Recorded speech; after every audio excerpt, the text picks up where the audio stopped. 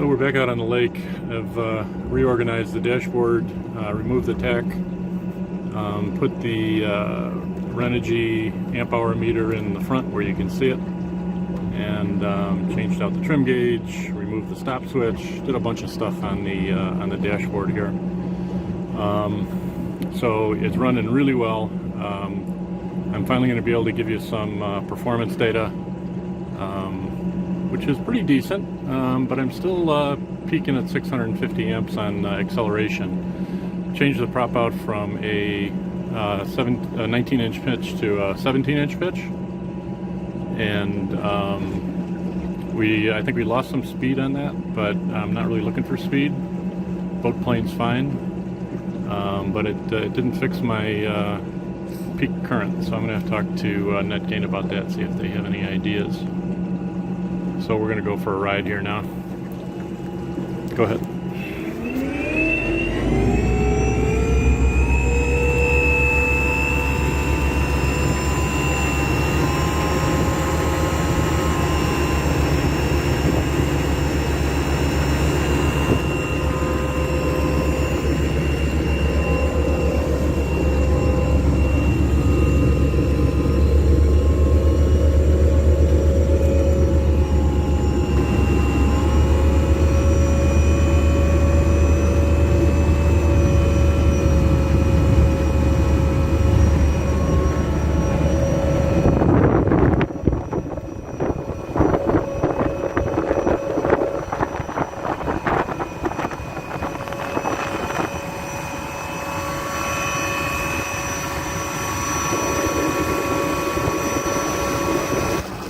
So C-Trial4 is going well overall.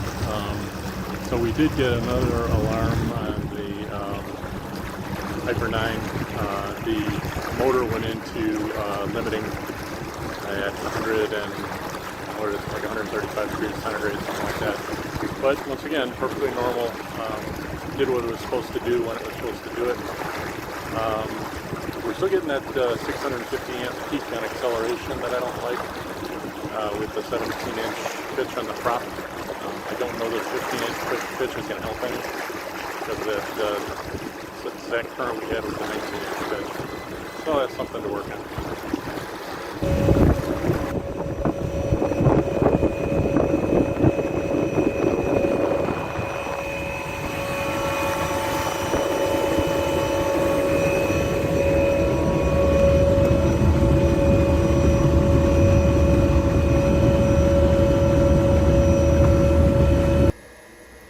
Quick section on battery charging.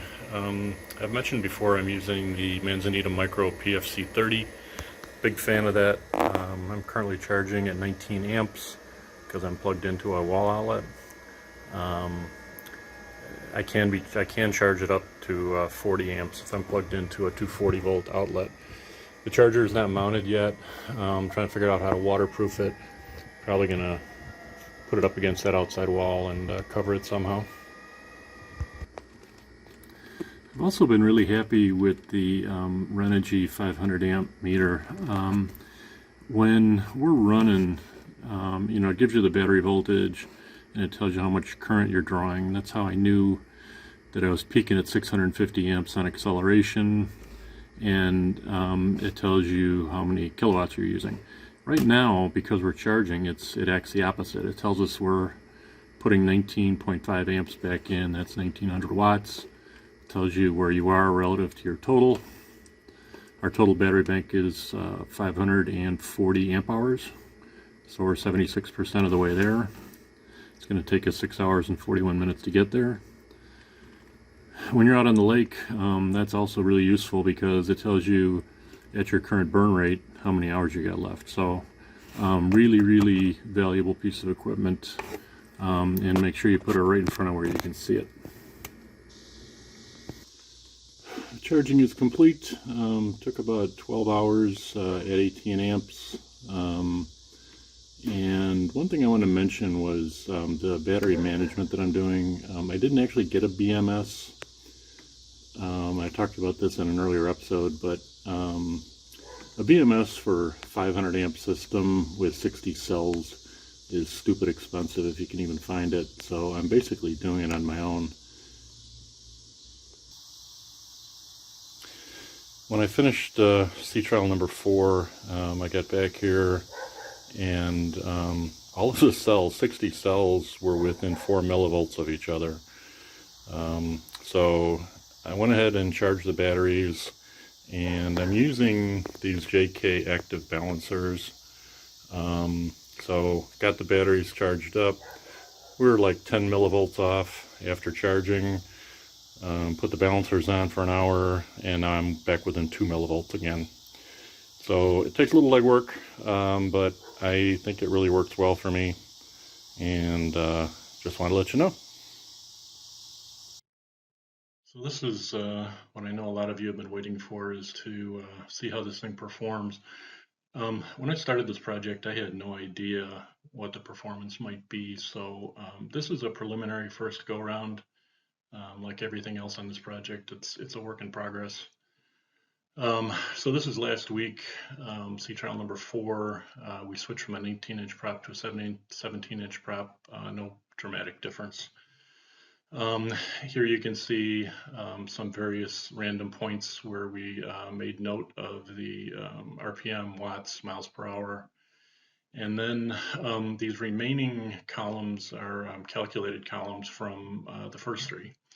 So watts per mile per hour, not sure why I did that, but you know, it's interesting that you're using, I guess it's not too unusual that we're kind of down in a hole here from 5 to 17 miles an hour, where we're trying to break over onto plane. So it peaks there and then goes back to a more reasonable level. I'm going to skip these 5-minute columns for the moment. And in terms of performance, we have a 54 kW battery pack, and I'm assuming that we can take it down to 70%, which is 37.8 kW. So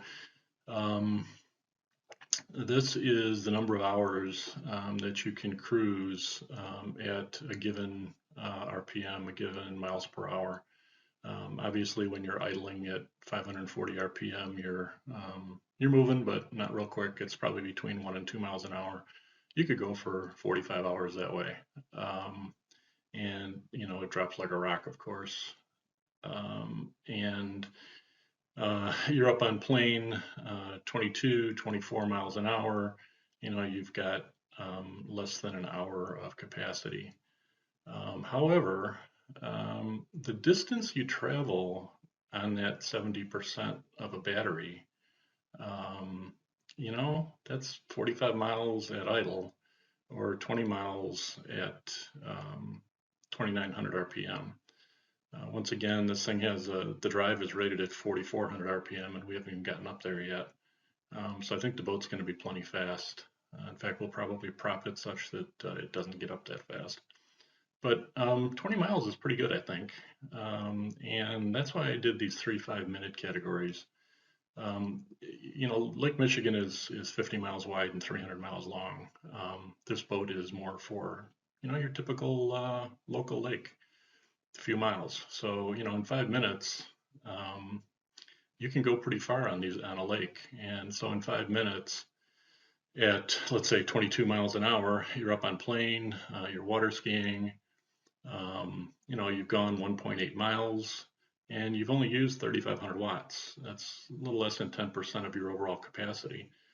You know, I think it's going to get better when we prop it up right, but I also think that the way most people use boats, the way most people use bow riders, you're going slow some of the time, you're going fast some of the time, and you know, I think you could get you know, a reasonable day's use out of it. Once again, this is very preliminary. Talking to NetGain about my 650 amp peak issue. As always, they've been wonderful. They're going to adjust the firmware so we don't that current peak doesn't go up to 650. We can plane it fine without hitting 650, but I don't want to be blowing any fuses or anything. So They're going to limit that for me down the road. I have a new prop on order. Um, no one seems to know. Maybe somebody out there does, but a lot of people have opinions, and there's a certain amount of science to picking a prop on a gas motor. Nobody really knows about electric. I thought by going from 19 to 17, I was going to limit that current peak. So that didn't do it.